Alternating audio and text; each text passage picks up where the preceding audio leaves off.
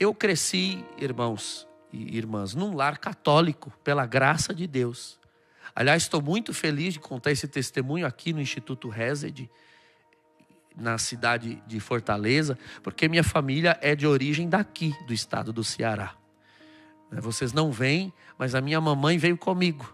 Está aqui atrás da câmera e já ouviu tantas vezes esse testemunho. E vocês verão que ela tem parte em tudo isso. Eu cresci num lar católico, numa família católica, numa família nordestina, cearense, tradicional, que ensina valores. E assim nós fomos criados, nós somos educados. Vou encurtar alguns detalhes para que nós também tenhamos tempo de fazer uma oração em cima desse testemunho. Cresci num lar católico, sou caçula de 3 filhos. Meus irmãos, a Cláudia Regina, que talvez até nos acompanhe na noite de hoje, o Diego, que é meu irmão do meio, e eu, o caçula. Somos filhos do seu Vicente e da dona Rita, que são naturais daqui, do município de Lavras da Mangabeira, no Ceará. E nascemos e crescemos na cidade de Osasco, em São Paulo, para a qual os meus pais se mudaram pouco tempo após o seu casamento.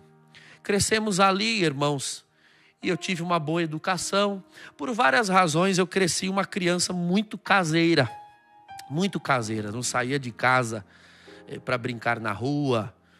Eu tive um período de síndrome do pânico na infância, por diversas razões.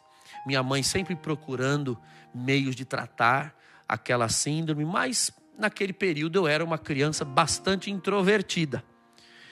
E não saía para a rua, não tinha amigos, ia, portanto, apenas para onde meus pais me levavam. Meus pais iam para a igreja, eu ia para a igreja. Iam visitar um parente, nós íamos visitar um parente. Essa era a minha vida, eu cresci nesse ambiente. Como minha mãe, principalmente, sempre foi muito engajada na igreja, e também meu pai, conferência vicentina, encontro de casais, grupos de oração, outras atividades na paróquia. Nós estávamos sempre ali. E eu cresci nesse ambiente de religião, de igreja. Fui crescendo, uma criança muito curiosa, sempre pesquisando, estudando. A minha infância, boa parte dela foi nos anos 90. Então pode ser que muitos que nos assistam não entendam o que significa ser uma criança estudiosa e curiosa nos anos 90. Não havia internet, não havia possibilidade de você pesquisar e buscar certas coisas, a não ser em livros, bibliotecas e nas famosas enciclopédias que hoje estão aí em diversas livrarias encostadas e criando poeira porque ninguém usa, mas naquela época eram verdadeiras preciosidades. E nós tínhamos em casa aquelas enciclopédias. Ficávamos ali, sempre usando essas enciclopédias quando era necessário para os trabalhos de escola, mas eu não.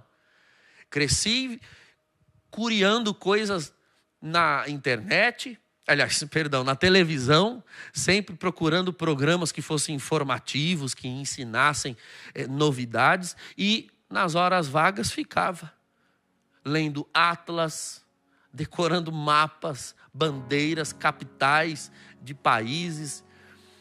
E um assunto me instigava muito, dos que eu lia naquelas enciclopédias, que era justamente o assunto religiões. Eu via nas enciclopédias que existiam inúmeras outras religiões no mundo que me instigavam muito a curiosidade. Budismo, islamismo, judaísmo. O hinduísmo eu me lembro que me deslumbrou. Nossa, é verdade que existem religiões que cultuam vários deuses. Deve ser algo muito interessante. Coisas que alimentavam a minha fantasia de criança. Mas, para uma criança que não saía sequer do portão de casa para fora, absolutamente não era algo que eu pensasse em realizar, porque eu não tinha coragem de ir atrás.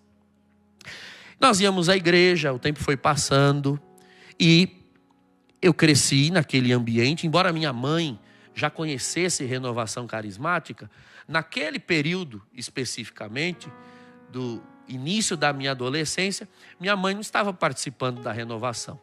E a ideia de igreja católica que eu tinha é aquela que muitos adolescentes têm.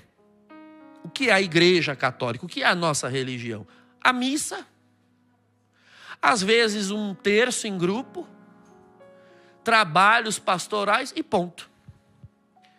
Mas num dado momento, já depois de superada a síndrome do pânico, e eu tendo a maior facilidade de fazer amigos, principalmente na escola, e já querendo sair na rua e tendo desejo de ter para onde ir, o que fazer, buscar novidades. Irmãos, adolescência, como todo adolescente passa por essa fase de construir a sua própria identidade, de se desligar da realidade que os pais transmitiram.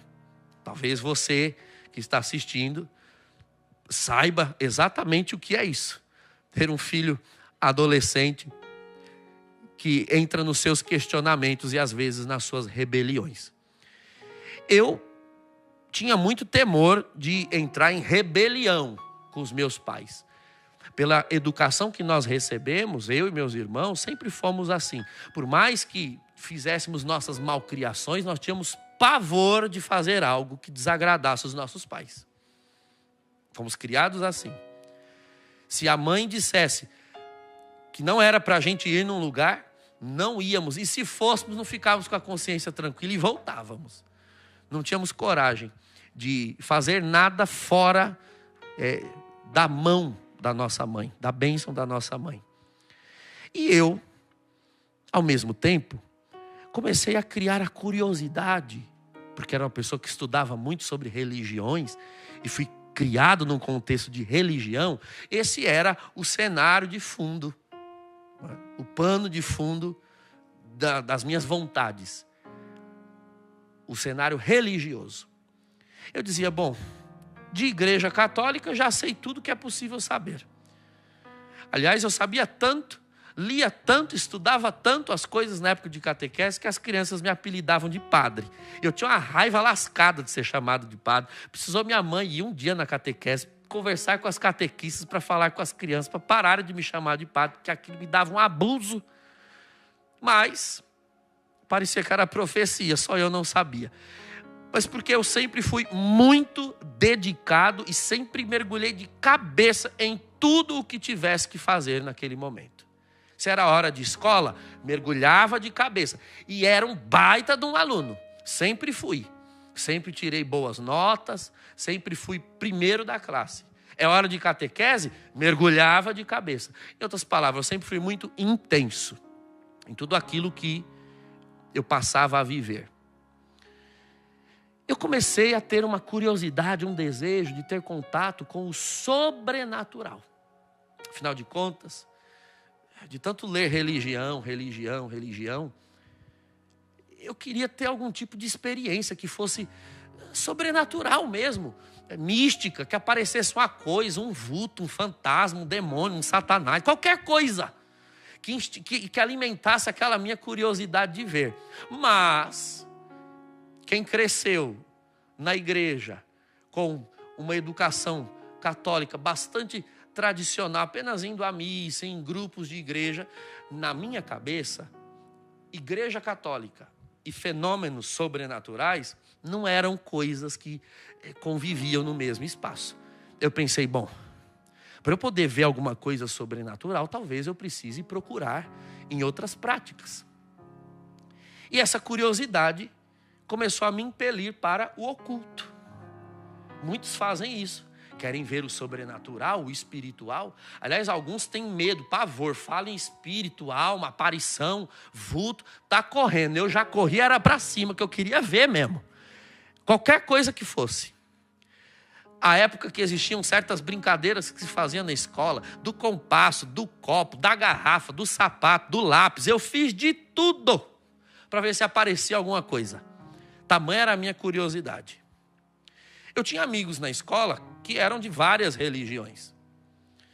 E alguns deles me falavam, inclusive, que eram espíritas e que existiam certos fenômenos, certas atividades nas suas religiões. Aquilo me instigou bastante a curiosidade, mas eu dizia a eles, não, eu sou católico, Fiz primeira comunhão, fui batizado, minha família é católica. Jamais que eu vou num lugar desse, por mais que eles convidassem.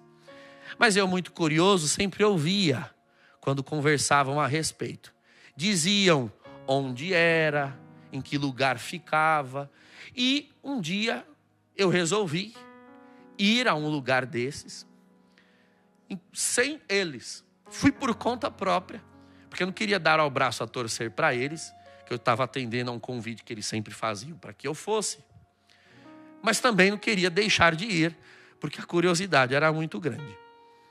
E também não disse jamais para minha mãe, porque minha mãe, catolicíssima, nós não tínhamos coragem, eu disse agora há pouco, de fazer nada que fosse debaixo da bênção da nossa mãe.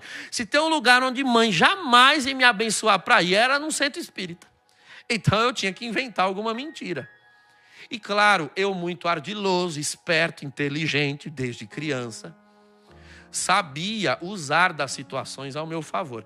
Como minha mãe combateu tanto a minha síndrome do pânico durante a infância, quando na adolescência eu queria sair, prontamente mãe autorizava eu sair, porque provavelmente ela tinha pensado em vários momentos da minha infância que eu ficaria a vida inteira preso, trancado dentro de casa, porque eu não tinha coragem de sair.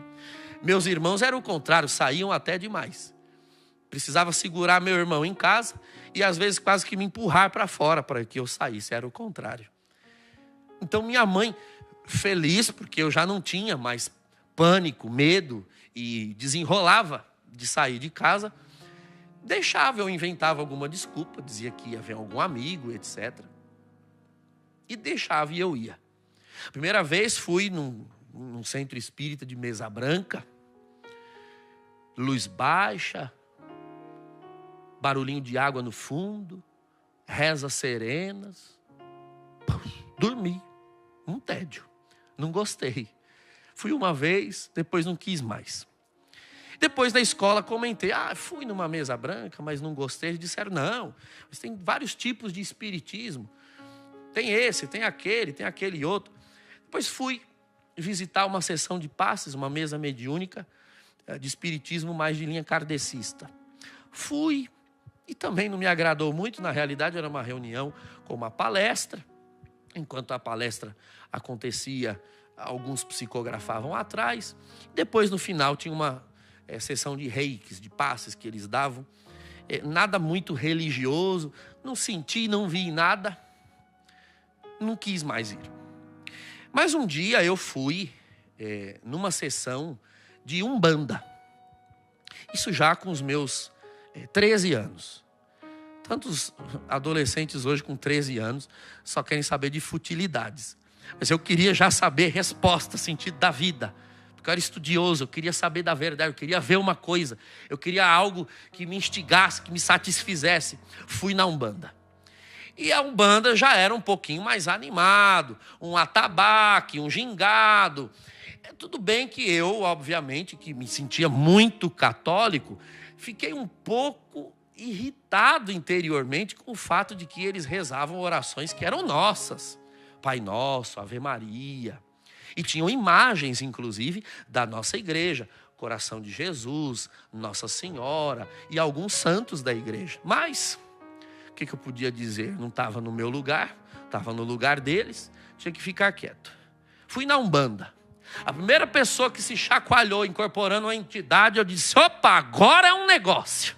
Agora está tendo um movimento, agora tem alguma coisa acontecendo, o povo se chacoalhando e gritando e dando um iê. Eu disse, agora vai. Fui, entrei na fila, tomei passe de caboclo, passe de baiano, passe de preto velho. Digo, isso aqui é legal. Aqui tem espírito. Passei lá com uma entidade que inclusive disse coisas que eu estava pensando. Eu digo, agora é um negócio muito louco. E como já era uma pessoa desenrolada, sem síndrome do pânico, logo fiz amizades ali naquele terreiro. E me comprometi a voltar outras vezes. Realmente a Umbanda me encantou, me deslumbrou, embora sempre aqueles elementos católicos me incomodassem. Porque eu disse há pouco a você, quando você recebe o evangelho, você pode ir onde você for. Alguma coisa lá no fundo diz que onde você está, não era para você estar. Mas eu ia, porque eu queria. Toda vez que eu olhava aquelas imagens de Nossa Senhora e se rezava uma Ave Maria, eu lembrava da minha mãe. E lembrava que estava enganando ela, coitada. Indo escondido, mentindo, fugido. Ia na Umbanda, logo fiz amizade. Eu sou músico desde os 7 anos, sempre tive boa coordenação motora. E um dia surgiu a oportunidade para eu aprender a tocar os atabaques. E comecei a aprender o ofício de ogã na Umbanda. E aprendi muito rapidamente os toques de atabaque, só de olhar e escutar. E comecei a ajudar nos desenvolvimentos, nas giras de desenvolvimento. E depois também nas giras oficiais. Mas sempre aquela coisa. Imagens, Pai Nosso, Ave Maria. Aquilo o tempo todo me lembrava a minha igreja. A igreja que eu tinha certeza de que eu era membro. Se você me perguntasse na porta do terreiro, saindo dos trabalhos, qual era a minha religião, eu diria para você de pé junto, sou católico. Porque afinal de contas, minha mãe é católica, minha avó é católica, eu fiz primeira comunhão. E detalhe, podia ir a Umbanda o dia que fosse. Domingo eu estava na missa, porque domingo era dia de missa. E mãe e pai sempre ensinaram, estão na nossa casa, debaixo do nosso teto, é menor de idade, a gente pagando as contas, é na nossa igreja que vai. E nós íamos, hipocritamente, mas íamos. Meu irmão chegava surrado de brigas de torcida organizada no sábado à noite, mas domingo estava na missa. Eu cheirando a defumação e incenso de Umbanda, mas domingo estava na missa. E nós íamos. Um dia eu vi um grupo de pessoas que usavam o mesmo prédio da Federação de Umbanda e Candomblé, onde eu participava. Eles utilizaram o prédio, mas eram pessoas com roupas diferentes da Umbanda. Mais coloridas, mais exuberantes. Eu fui me informar quem era. E disseram, o pessoal do Candomblé que está fazendo um evento aqui. Na hora fui conversar com eles, cumprimentar, saber onde que eles se reuniam, de onde que eles eram. Me informei e deixei a Umbanda. Fui embora, larguei a Umbanda. E fui para o Candomblé. Porque, veja, quem não entende, quem não conhece essas religiões todas, para quem não conhece, é tudo macumba, né? Como se diz no verbete popular. Mas são religiões completamente diferentes, embora em um ou no outro aspecto tenham semelhanças. Mas o Candomblé é a soma de tradições africanas, de cultos africanos, que foram trazidos da África pelos negros no período da escravidão. A África é um continente grande, onde cada nação ou cada aldeia tinha a sua divindade ou conjunto de divindades e o seu culto próprio, principalmente culto aos antepassados. Uma vez que esses negros chegaram no Brasil e foram misturados no que é chamado de diáspora africana, esses negros foram misturados nas senzalas, acabaram ali que negociando uns com os outros a religião que cada um trouxe da sua tribo, da sua nação, e compilaram os seus cultos numa espécie de panteão, numa lista de deuses, como era, por exemplo, na Grécia Antiga, no Império Romano, nos povos vikings, nas tribos pré-colombianas aqui do continente americano, enfim, uma religião natural que presta culto às forças da natureza. É a isso que eles dão o nome de orixás. Essas divindades, ao menos no candomblé que eu frequentava, não eram entendidas como espíritos, almas de pessoas que já viveram aqui. Não, eram forças, divindades da natureza. E no candomblé, justamente porque é um culto africano, o candomblé puro, original, não tem esse chamado sincretismo, ou seja, mistura com elementos católicos, que surgiu num período da história do Brasil em que os negros não podiam cultuar aquelas suas divindades, então as disfarçavam com as imagens e as devoções católicas, para esconder os seus orixás. E de tantas gerações fazendo isso, continuaram fazendo isso anos a fio, porque já haviam se esquecido das razões pelas quais os seus antepassados no Brasil fizeram isso. Bom, o candomblé não tem esse sincretismo, não havia mistura, não havia orações católicas, não havia santos ou imagens católicas, era uma religião africana pura, inclusive os cultos e as cantigas, as músicas, nem cantadas em português não eram todas em língua iorubá, vinda da África. Eu disse, bom, é aqui mesmo que eu vou ficar. E me encontrei ali. Já sabia tocar atabaque, no candomblé os toques eram bem mais numerosos e complexos, e por isso eram mais desafiadores, e eu adorava um desafio, aquilo me instigou. Fui aprender os toques para me tornar Ogã Alabê no candomblé também, a convite da Yalorixá da casa, que eu comecei a frequentar. E ali sim, mesmo indo às missas, e mesmo fazendo tudo isso escondido dos meus pais, ali eu frequentei durante quase 3 anos da minha adolescência. E como eu disse a vocês há pouco, sempre fui muito intenso em tudo o que eu me dedicava. Eu ousaria dizer que eu, em 3 anos de candomblé, aprendi e pratiquei algo que uma pessoa que não tenha o mesmo instinto, a mesma sede que eu tinha, levaria anos para aprender. Eu gostava, eu saía por vezes de casa, o terreiro onde eu comecei era muito próximo da nossa casa e próximo à escola onde eu estudava na época no ensino médio, por isso várias vezes eu saía da escola e ia direto para o terreiro para aprender alguma coisa, aprender uma folha, um banho, para bater palma, num eboque, a mãe de santo fosse passar, num bori, enfim, uma série, participar de um orô que ia ter, que orôs eram sacrifícios de animais, quando havia festa na casa. E enfim, o candomblé era aquela religião praticada em família, com um número restrito de pessoas, muito vinculadas entre si, e eu fiquei por ali. Eu gostava do candomblé, no sentido de que era um lugar acolhedor. Eu fiz amigos ali. E conheci pessoas boas, como os documentos da igreja dizem, homens de boa vontade. Pessoas que realmente, embora estejam lá, estivessem ali praticando aquela religião, praticavam aquela religião crendo que estavam fazendo algum bem. E eu continuei ali por um tempo. Vou encurtar mais a história, porque senão não vamos terminar nunca o testemunho. Mas o fato é que a minha curiosidade sempre foi me levando nos lugares e às práticas, vocês perceberam. Um dia, conversando com um amigo da escola, que era evangélico, pentecostal, ele começou a me dizer, na minha igreja aconteceu isso, e falaram uma língua estranha. Na minha igreja aconteceu isso no culto, e foi revelado isso ou aquilo. Eu disse, não. Eu sou católico. Vocês viram como eu era católico, né? Eu sou católico, vou à igreja. Esse crente está me dizendo que acontecem essas coisas na igreja dele. Isso eu não admito.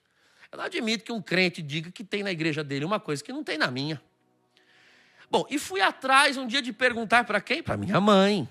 Referência de igreja que a gente tem é a nossa mãe. Mãe, na nossa igreja tem essas coisas assim, que fala a língua estranha e que adivinha a vida dos outros? Bom, minha mãe conhecia já a renovação e disse, tem aqui na paróquia, tem o grupo de oração. Eu disse, grupo de oração? Mas é o nome disso mesmo, na renovação carismática. Grupo de oração da renovação carismática. Eu disse, tá, porque quando eu ia na missa e a gente ouvia às vezes algum aviso de alguma coisa que o grupo de oração ia fazer, esse nome não ajuda muito, porque um moleque, um jovem, um adolescente vai na igreja e ouve falar em grupo de oração, o que é que ele acha que é? Um bando de véia rezando terça. Então, se tinha um lugar onde jamais eu pensaria em ir, era no grupo de oração. Gente, estou falando da cabeça de um adolescente, pelo amor de Deus, que às vezes eu já fiz essa piada, e as senhoras que rezam o terço se sentiram ofendidas. Estou falando da cabeça de um adolescente ignorante, que não entende o que são os grupos. Das senhoras, não é? Que rezam o terço, mas naquele momento Eu disse, ah, tá, então eu não sabia que grupo de oração era isso. Eu vou lá, porque, afinal de contas, se tem alguma coisa de sobrenatural, meu Deus, eu fui atrás disso na macumba, por que eu não vou atrás disso na igreja, já que disseram que tem? Muita gente me pergunta se eu consegui satisfazer esse meu anseio de ver coisas lá no candomblé. Bom, acredito que o fato de eu ter ficado quase 3 anos já responde a pergunta. Sim, eu vi, de fato, muitas coisas de deixar o cabelo em pé.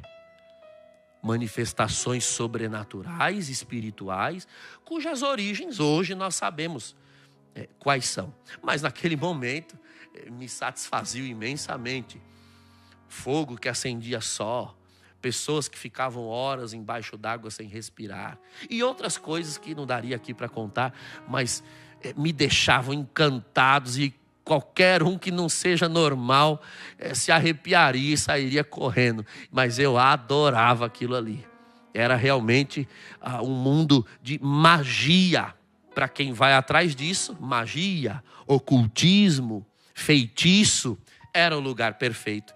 E eu gostava daquelas práticas mágicas todas, inclusive porque é uma religião cheia de detalhes, liturgias, ritos e formas e maneiras, e o fato de tudo aquilo ser muito complicado e de o candomblé ser uma religião cujo conhecimento se transmite oralmente, por tradição, não há livros, apostilas ou nada escrito, aquilo me instigava ainda mais a curiosidade. Por isso eu queria conquistar a Yalorixá, a mãe de santo, eu queria conquistar os ebomes da casa, que eram as pessoas mais velhas de iniciação. Eu queria ficar o tempo todo em torno deles para aprender algo mais, uma cantiga nova, uma folha nova, um ebó, algum segredo da religião, porque é uma religião de segredos.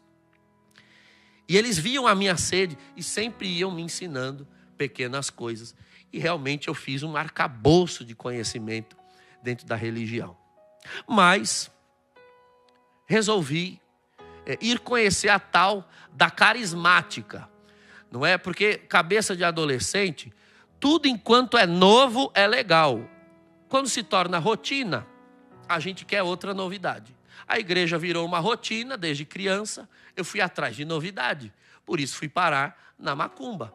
Mas a macumba também começou a se tornar uma rotina. E eu fiquei sabendo que na igreja católica, ou seja, a minha, vocês perceberam como eu era católico, meu Deus do céu, que devoto. Na minha tinha alguma coisa. Bom, finalmente eu ia poder ir em alguma coisa de religião sem mentir para minha mãe. Resolvi ir um dia num grupo de oração, na nossa paróquia de origem, a paróquia Espírito Santo, em Osasco. Um beijo para todos da paróquia Espírito Santo, que com certeza estão acompanhando. No Jardim das Flores, em Osasco. Fui ao grupo de oração, era outubro do ano 2000, vai fazer 23 anos. Fui, o pessoal começou o louvor, música animada, até aí estava tudo bem. Até a hora que esse povo começou a orar. Aí a porca torceu o rabo. Porque veja, o nosso grupo de oração, a nossa diocese de Osasco, ela é conhecida em termos de renovação carismática, por ser uma diocese aleluiada, extremamente do fogo. Esse povo começou a orar e uns irmãos não aguentavam orar no banco, ia para o corredor e se chacoalhava e batia a palma. Eu disse, meu Deus, isso é um Xangô, eu tenho certeza. Será que o padre sabe que estão fazendo macumba dentro da igreja? Olha, fiquei horrorizado. E aquelas mulheres, aquelas velhas do meu lado, começaram a girar a chave e virar um trator do meu lado, falando inglês estranha. Eu disse, o que? Eu vou sair fora disso aqui, ó. Piquei a mula, saí fora, rapei o pé. Fiquei escandalizadíssimo com aquele grupo de oração. Povo que berrava, eu disse, não, Deus me livre. Esse povo fazendo macumba dentro da igreja, onde já se viu macumba. Mas, irmãos, eu costumo dizer às pessoas, orem, orem como Deus mandar, porque a minha primeira experiência de renovação foi escandalosa e, no entanto, olha onde eu estou hoje. Então não é para ligar muito para essas coisas, tem que fazer a vontade de Deus. As vozes daquelas pessoas falando línguas estranhas, ficaram impregnadas na minha cabeça a semana inteira. Eu disse, bom, para quem aguenta macumba na macumba, dá para aguentar macumba na igreja também. Eu vou voltar no grupo de oração. Quem sabe eu descubro qual que é o segredo, porque cabeça de macumbeiro, né, tudo era segredo, era conhecer as pessoas e aprender. Bom, quem sabe eu descubro qual é o segredo que eles têm aí para falar essas línguas estranhas e adivinhar a vida dos outros. E comecei a ir no grupo de oração, mas com firme propósito de eu jamais, nunca rezar igual esse povo doido, fanático. Deus o livre e guarde. Mas fui indo. Outubro, novembro, dezembro. Em janeiro, eles começaram a anunciar no grupo de oração um evento que ia acontecer ali na nossa região, que ia unir todos os grupos de oração da região pastoral ali da nossa diocese, a região Santo Antônio, que é onde fica situada a minha paróquia de origem, onde meus pais moram ainda hoje. Eles disseram, irmãos, nós teremos um retiro de carnaval nos dias 12, 13 e 14 de fevereiro. Será aqui no ginásio tal, de horário tal a horário tal. Eu pensei comigo, bom, 12, 13 e 14, domingo, segunda e terça de carnaval, só tem terreiro na quarta, dá para eu ir. Vou na macumba católica, depois vou na macumba de verdade. E resolvi ir. Agora, claro, irmãos, que se tinha uma coisa que eu jamais ia aceitar, porque eu era soberbo, era ser abordado, instigado, vigiado pelo povo desses encontros, né? Porque as pessoas fazem esses encontros e já ficam de olho, né? No jeito que os outros estão vestidos, se participam do louvor, se oram ou se não oram, já para ver quem é convertido e quem não é. Eu não era besta, já sabia me disfarçar no meio dos carismáticos, que é para ninguém pensar que eu não era carismático. Então já comprei uma camisetona de alguma coisa de igreja bem grande, que carismático é tudo assim. Uma Nossa Senhora gigante na camiseta, uma Terezinha gigante, um coração de Jesus gigante, alguma coisa de devoção. Comprei um coração de Jesus imenso. Uma cruz, de preferência aquelas que foi uma árvore inteira para fazer. Uma madeira enorme. Comprei a cruz. Um terço preto e uma Bíblia marrom. Pronto, minha fantasia de carnaval carismática estava pronta. E eu fui para o retiro. Fui para o retiro e sabia exatamente como me comportar ali como carismático. Para todos os efeitos, eu era um carismático formado com mestrado e doutorado. Fui para o alto da arquibancada, o povo levantava a mão. O povo fazia passinho, eu fazia passinho. Eu não sabia a letra das músicas, eu repetia a última sílaba. Espírito, tu encha a minha vida, dá, e ia atrás. De vez em quando tinha alguma do Marcelo Rossi, que já estava gravado no CD, a gente sabia de cor, porque a mãe escutava em casa. E ali, irmãos, no domingo, esse era um retiro aberto, feito num ginásio.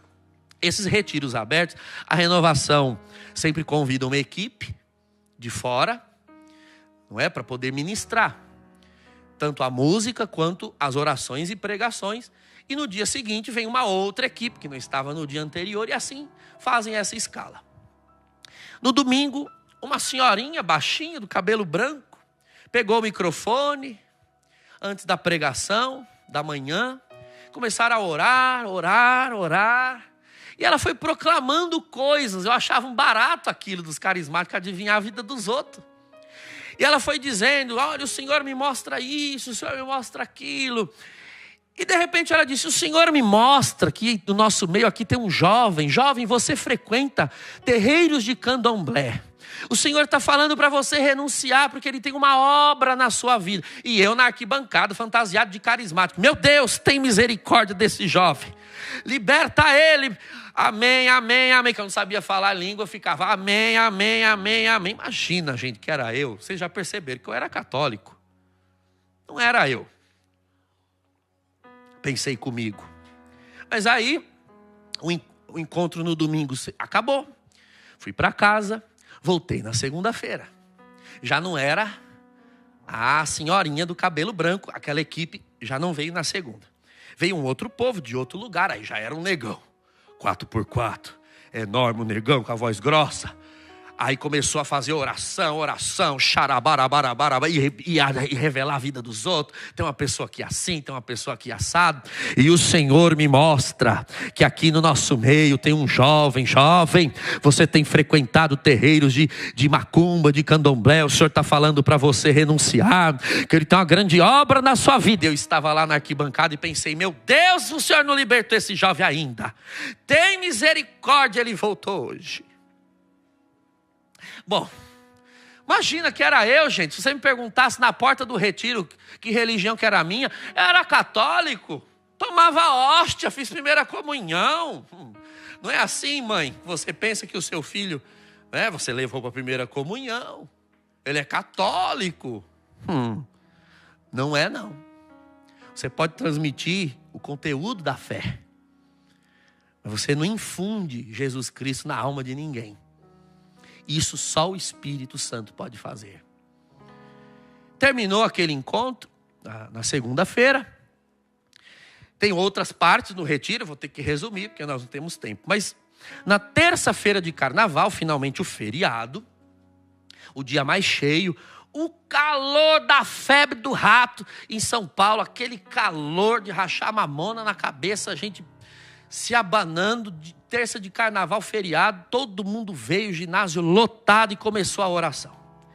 Oração, já era outra equipe, que não estava nem no domingo e nem na segunda. Vieram de fora, me lembro bem que inclusive na ocasião, eram missionários da comunidade Canção Nova, que estavam ali. Começaram a oração, o Senhor me mostra isso, o Senhor me mostra aquilo. E o Senhor também me mostra que no nosso meio tem um jovem, que você frequenta terreiros de umbanda, candomblé, macumbaria. E Deus já falou com você nesse encontro 1, 2 vezes. E Ele manda você renunciar, porque Ele tem uma obra na sua vida e tem mais, eu vou acrescentar. Hoje, se você não renunciar, amanhã, no futuro, milhares vão se perder. Hoje você não entende isso, mas um dia você entenderá. Eu na arquibancada estava e pensei comigo, pode ser que esse jovem seja eu. Talvez. Agora, vamos pensar comigo. Aí terminou a oração. Eu sentei na arquibancada. Tem gente que vai nos retiros esperando a revelação, né? Eu foi doido de ódio. Mas que espírito fofoqueiro, dedurando minha vida para os outros. Foi a véia, depois o negão, agora esse cara barrigudo. Todo mundo fala adivinhando da minha vida. Aqui tem um jovem. Vamos parar com isso. Renunciar à macumba. Para que eu vou renunciar à macumba? Eu nem lembro, irmãos, qual foi a pregação daquele dia, porque eu não prestei atenção em uma palavra da pregação.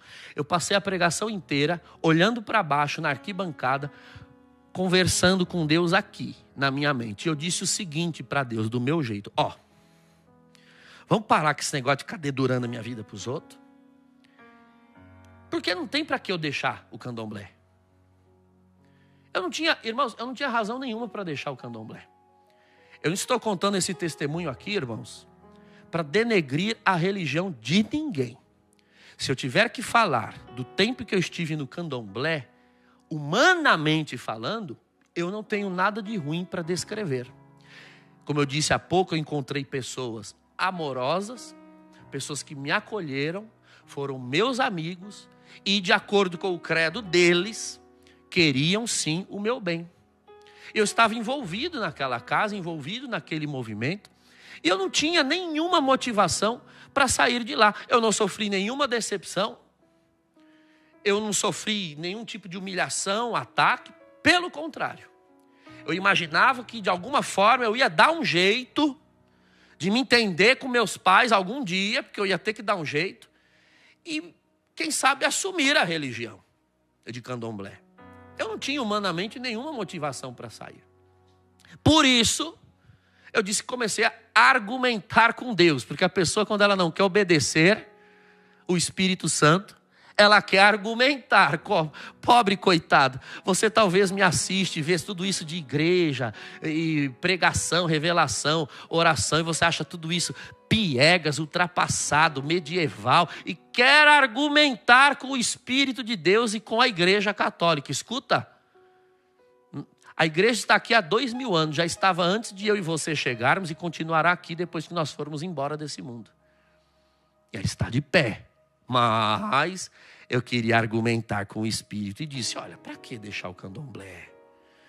Vamos lá, Deus. Truta aqui comigo, meu amigo. Não estou fazendo mal para ninguém. Eu nunca matei, eu nunca roubei. Eu sou um bom aluno. Porque essa é a desculpa que a pessoa dá para ela não se converter, né? Para não mudar de vida. Ela pensa em quê? Ela pensa em um ser humano pior do que ela. No bandido que mata, no bandido que rouba. Claro, em comparação a quem mata e rouba, você sempre está melhor. Como se quem mata e rouba fosse parâmetro de ser humano. É mais fácil olhar para eles e se comparar, não é? Olhar para Jesus dói, então é melhor. O bandido, ele sim é ruim, eu não. E foi o que eu tentei fazer. Mas eu disse o seguinte para Deus: bom, se você é o bonzão, né, Deus, Jesus, poderoso, glorioso, Espírito Santo, Espírito isso, Espírito aquilo, então vamos fazer o seguinte: você quer mesmo que eu saia do candomblé? Vem e me tira, porque eu não vou sair. Amém. Pai, Filho, Espírito Santo.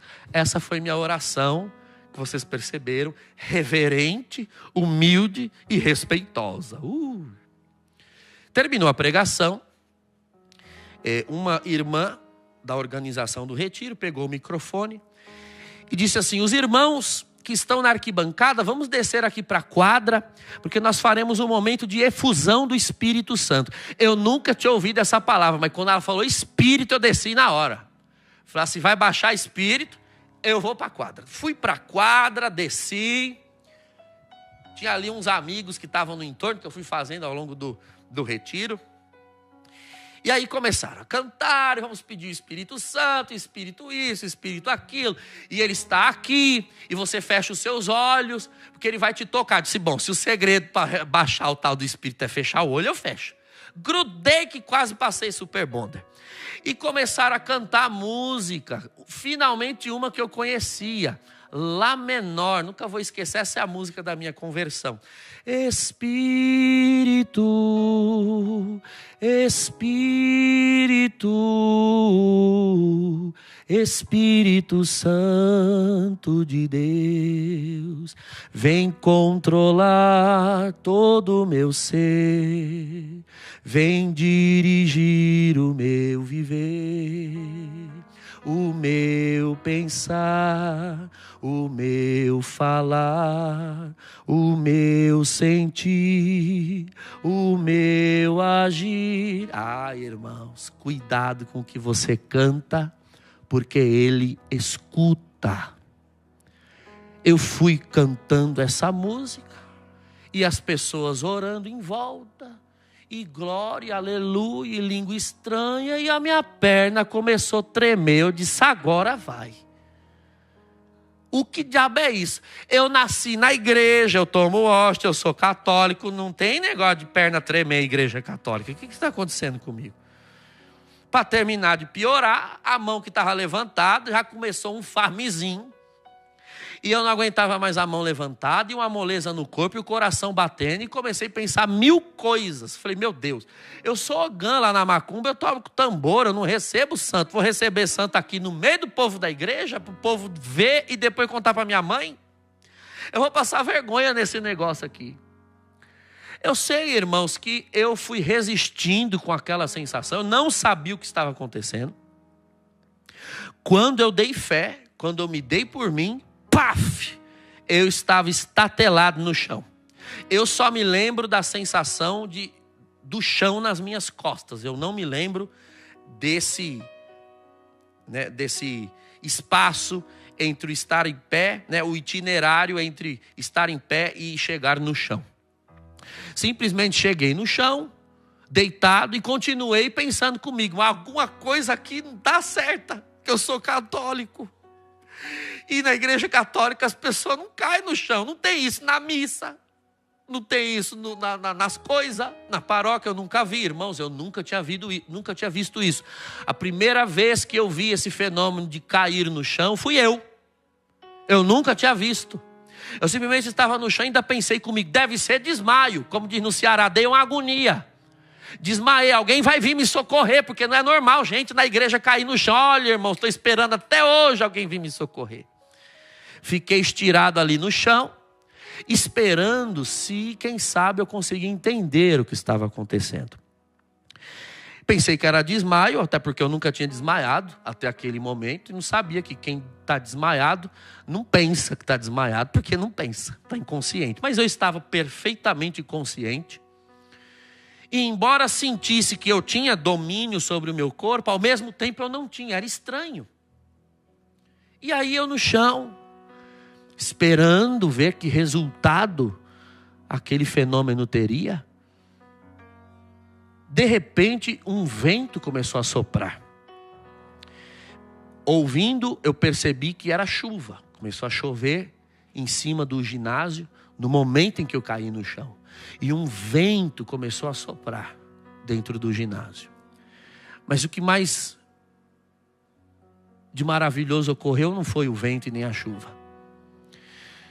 Eu nunca soube explicar muito bem, do ponto de vista racional, o que aconteceu. Hoje eu sou teólogo e posso encontrar alguns termos técnicos para talvez descrever, mas explicar de uma forma que você entenda o que aconteceu, eu jamais vou saber. Eu estava de olhos fechados, mas é como se eu estivesse com os olhos mais abertos do que eles estão agora. Um homem de branco veio andando na minha direção, barba, olhou para mim. Quando ele olhou para mim, e os olhos dele se encontraram com os meus, é como se alguma coisa me dissesse sem dizer. É como se algo me explicasse sem explicar, que eu nasci, eu existia, eu respiro, eu vivo, para olhar naqueles olhos ali. Aqueles olhos são o sentido, a razão, o motivo de tudo existir, inclusive eu. Bastava ele olhar, mas ele não olhou só. Ele olhou e disse assim: você falou para eu vir buscar você e eu vim. A partir de agora, você é meu. E foi embora. E eu fiquei ali no chão, encantado com aqueles olhos, porque não há olho na face da terra como aquele. Não queira pedir a mim que tente te descrever esses olhos, porque não há artista que pinte. E não há máquina que registre. Mas olhos que têm poder. Talvez foi isso que João quis dizer no Apocalipse, que os seus olhos são como fogo. Mas nem fogo é daquele jeito. E eu fiquei ali no chão, esperando que quem sabe ele voltasse. Fiquei provocando, ver se ele vinha. Ei, volta aí, vamos negociar. E ele não vinha. E eu pensei comigo, bom, eu estou aqui estirado nesse chão, eu vou levantar logo, antes que alguém me veja aqui caído, porque eu já estou aqui há uns 10 minutos, 15 minutos, e antes que a tal da confusão do Espírito Santo, efusão do Espírito Santo acabe, eu vou me levantar. E eu ensaiava para levantar, mas estava muito bom, e eu esperava, ensaiava, até que eu levantei. Falei, vou levantar, já deu 15 minutos, vou levantar. Irmãos, esse encontro tinha mais de 1000 pessoas no ginásio, no início da manhã. Mas quando eu levantei, eu levantei a cabeça, olhei ao redor, não tinha ninguém no ginásio. 1000 pessoas desapareceram de repente. Tinha apenas um amigo meu, que eu havia feito no grupo de oração e me acompanhou no retiro, sentado numa cadeira, do lado do meu corpo, estirado no chão, me velando com o terço na mão. Quando eu levantei, ele disse, aleluia. Eu pensei que o irmão tinha morrido. Eu disse, irmão, o que foi que aconteceu? Cadê o povo? E cadê o homem de branco que eu vi? Pelo amor de Deus, cadê o povo? E ele me ajudou, me sentou na cadeira, porque eu estava bêbado, trêbado, quadrêbado. Eu não tinha condições de ficar em pé. Estava completamente sem força. Ele me sentou na cadeira. Eu disse, cadê o povo? E o homem de branco. Eu falei, calma, uma pergunta de cada vez. Eu disse, cadê o povo? Aí ele falou, então, o povo foi almoçar. Eu disse, mas ainda de manhã, como é que o povo foi almoçar? Ele disse, não, a efusão foi de manhã. Eu falei, mas que horas são? Ele disse, a efusão foi 10 da manhã. E agora? E ele me mostrou o relógio, irmãos. Era 1 da tarde para 1h30. Eu tenho certeza que foram 10 minutos. Mas o relógio teimou em dizer que foram 3 horas. Que eu fiquei estirado naquele chão. 3 horas. Eu entendo espiritualmente que não foi um número à toa. Foram 3 horas como que 3 dias morto. Eu morri naquele chão. Como Saulo na estrada de Damasco. Quando você é muito soberbo, arrogante e acha que sabe o que está fazendo, chega uma hora que Jesus Cristo vem para mostrar quem é o Senhor. E o que fez com Saulo, fez comigo. Me deixou ali, morrendo para aquela vida velha por 3 horas. Eu levantei e eu perguntei para aquele meu amigo, bom, tá bom, o povo foi almoçar, mas e o homem de branco? Aí ele disse, você viu um homem de branco? Vi. O homem de branco com o olhar, e a lágrima começou a escorrer, porque eu tinha necessidade de ver de novo aqueles olhos, irmãos. Uma necessidade que não cabe dentro de um ser humano. Eu disse, eu preciso ver o homem de branco. Ele já era um rapaz de mais caminhada e disse, eu também quero ver. Eu sei quem é o homem de branco. O Apocalipse diz que é Jesus Cristo. Você quer ver de novo? Sirva-o com os teus dias e ele vai estar te esperando do outro lado dessa vida. E eu devo dizer para vocês, irmãos, que eu acordei aquele dia de uma religião que não era cristã. E eu fui dormir no mesmo dia total e completamente cristão e católico, com todas as minhas forças. Eu estou falando de uma ação do poder de Deus. Ninguém pregou contra nenhuma religião. Ninguém precisou acusar ninguém, acusar doutrina, acusar culto. Não. Não se trata de se promover às custas da diminuição do outro. O evangelho é vivo. O Espírito de Deus é Espírito vivo. Ele me convenceu de dentro para fora.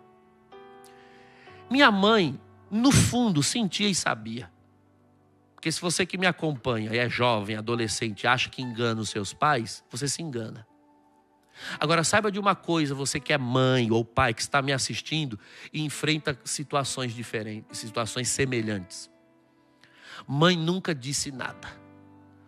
Mãe nos cuidou no rosário, com o joelho no chão. Mãe está aqui, vem aqui, mãe. Um pouco. Só para vocês verem, mãe, eu acho que a câmera vai alcançar. Aqui a minha mãe. Vocês viram? Parece? Olha o tamanho. Eu peço perdão para a senhora pelas vezes que eu menti. Mas eu era moleque. Mãe sabe. A mãe sabe. Mãe resolveu as coisas como ela está aqui agora. Mãe, você vai orar pelo teu filho. E fecha a boca, não faça guerra. Porque tem guerras que você não ganha com a língua. Você pode ganhar em línguas. Talvez.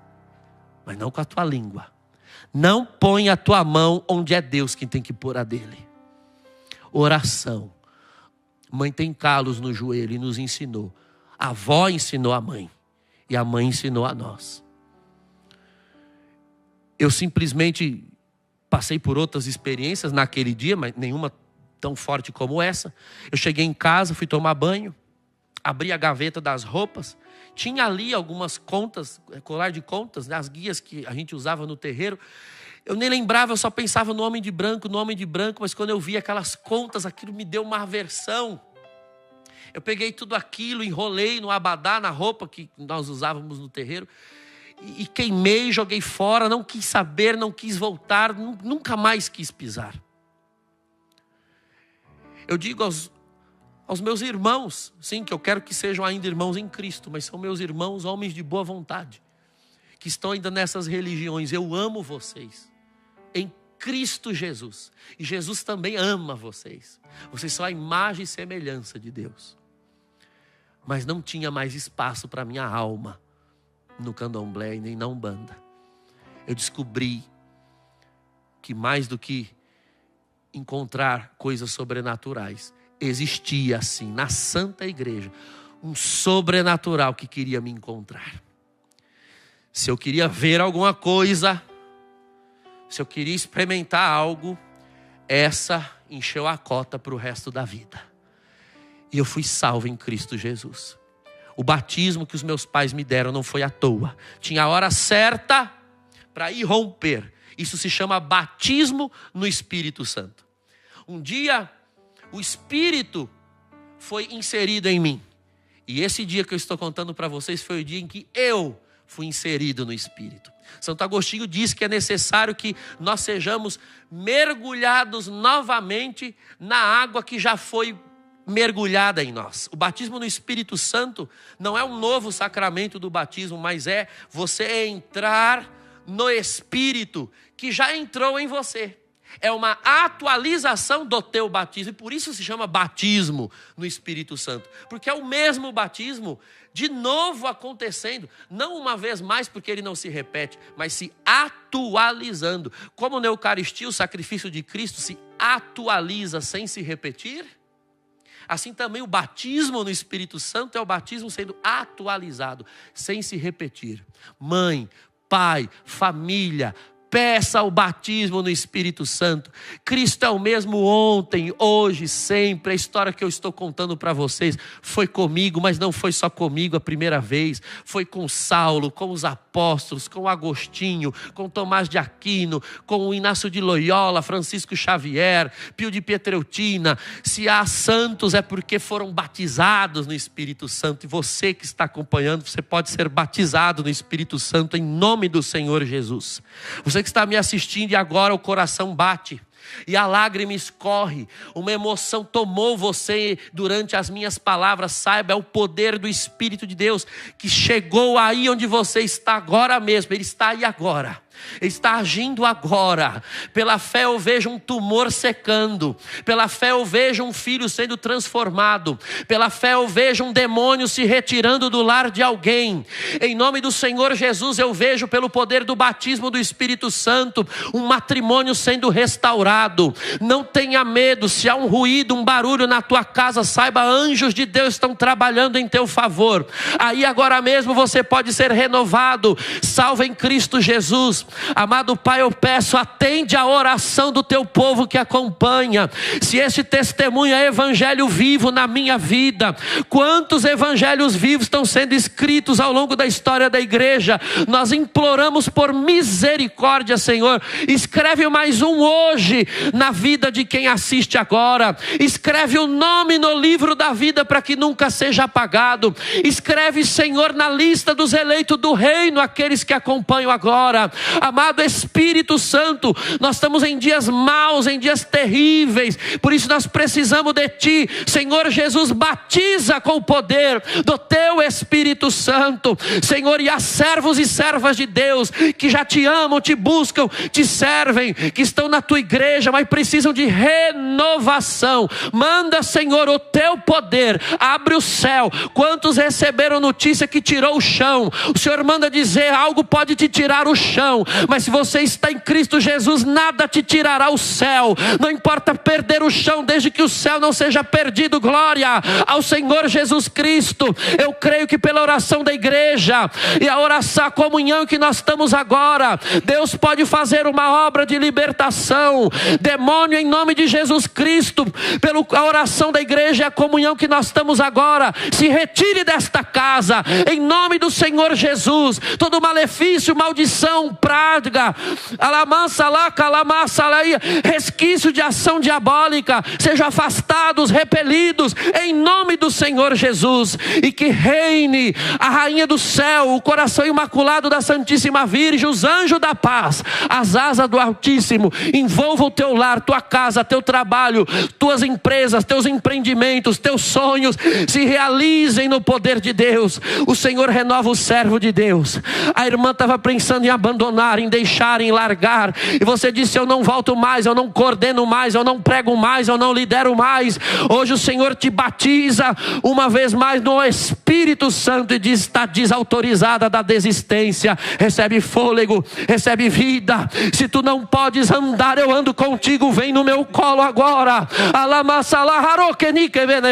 Você tem o desejo de receber o dom de novas línguas, você tem o desejo de experimentar os dons de Deus. Aí onde você está agora, o Senhor está enviando o seu poder. Sinta, perceba, ouça, escute, o céu está aberto sobre a nação brasileira e outros países. Você me assiste agora dos Estados Unidos, você está me assistindo da Europa, você está assistindo do Canadá. Você não aguenta mais a frieza espiritual nesse lugar. Saiba, Deus tem fogo para enviar sobre a tua alma hoje.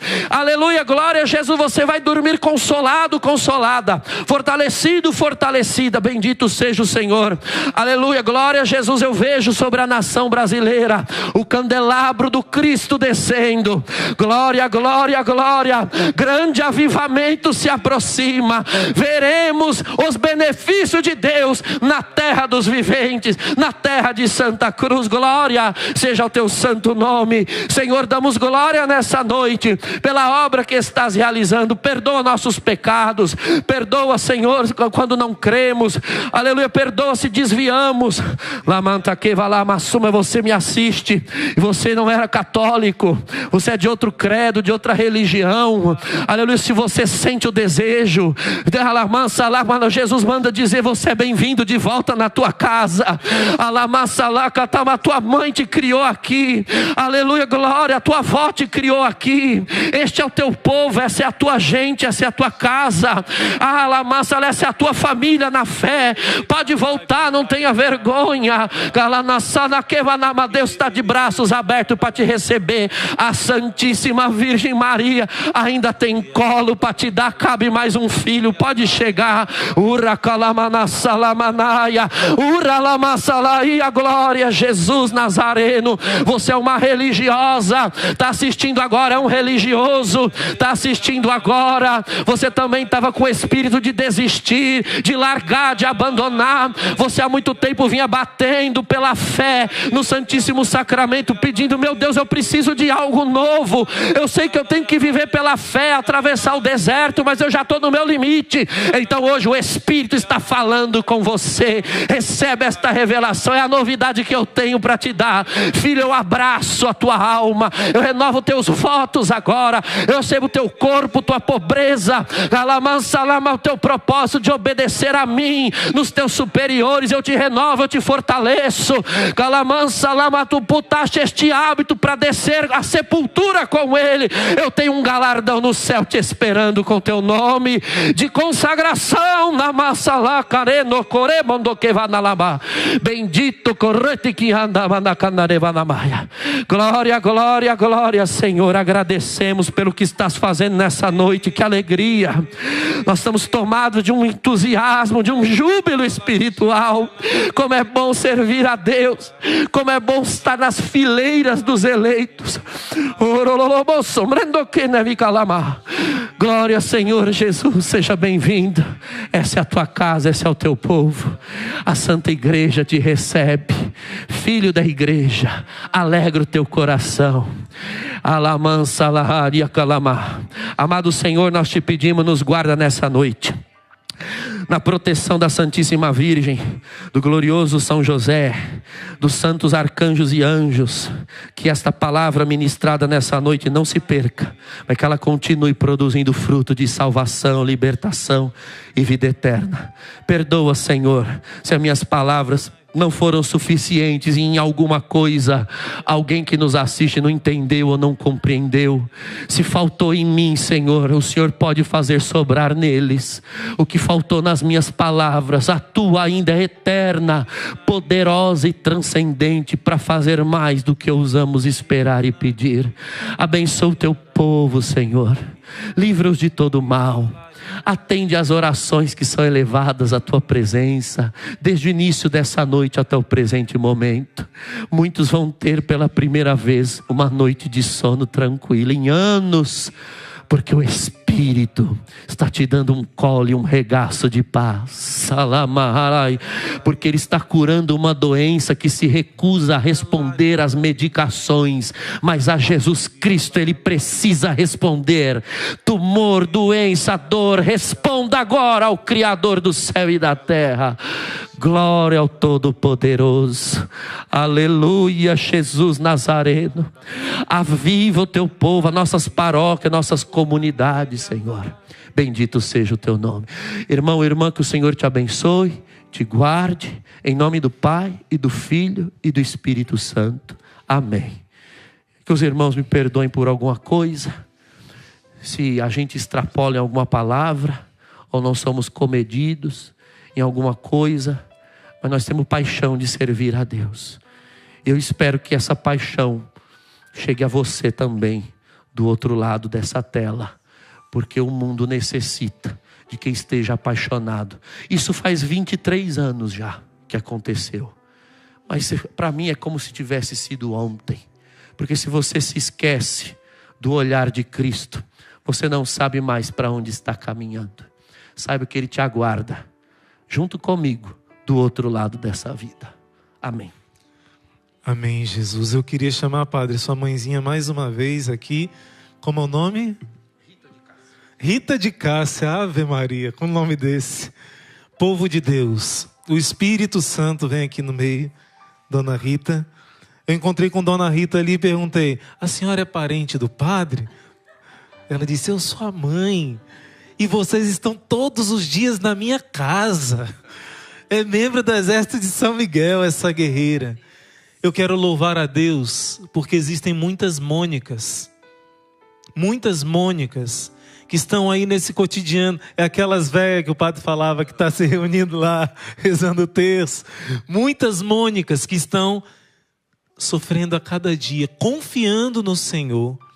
Eu louvo muito a Deus por esse testemunho. Olha só, esse sofrimento silencioso. Eu lembro da minha mãe também, quando eu tive meus acidentes, quando eu me afastei, e ela não largava o terço dela. E ela não deixava, e não deixava. Eu queria pedir a você que olhe além. Não olhe só para o momento da espera, da dor, do sofrimento. Olha além. Olha aqui, essa Mônica gerou um Agostinho. Esperou, esperou, esperou, esperou. E gerou um Agostinho. E se Deus disse que se Ele não dissesse o sim, milhares, talvez milhões se perderiam, porque Ele disse o sim, milhares, milhões estão dando o sim também.